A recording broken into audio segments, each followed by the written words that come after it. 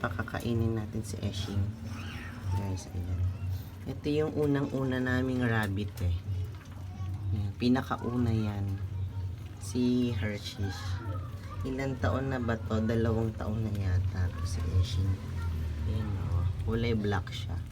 Hershey's yung pangalan niya. Kumakain din pala sila ng balat ng saging. Pakainin natin sila.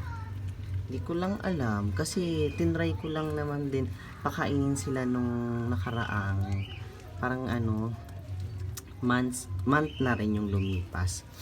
Pinakain ko sila ng balat ng saging kasi nga yung aking alagang mga guinea pig, ayun, yung mga guinea pig ko dyan, eto yung guinea pig ko, kumakain kasi sila ng balat ng saging.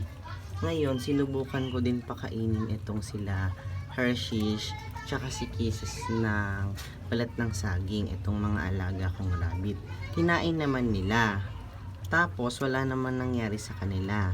Hindi naman sila pinapakain ng araw-araw, parang treats lang sa kanila. Ngayon wala naman nangyari, kaya papakainin ulit natin sila. Siguro sa isang linggo, isang beses, tapos lilipas yung isang linggo na hindi ako magpapakain. Bale, alternate. Ayan.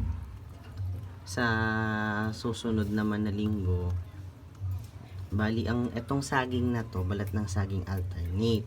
Tapos yung isang linggo doon na lumaktaw, nilaktawan ng saging, ng balat ng saging, ibang veggie naman yung pinapakain ko. Kain na. Hershey's, eto meron pa dito. Pero papakainin ko rin sila ng pellet. Ayun yung pellet nila. Ayan. Kain na, ito pa.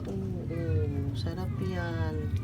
Iwanan na natin si Eshing ng pagkain niya dito. Sige na Eshing, kain ka lang dyan na. Bye bye ka na sa vlog natin. Bye bye na.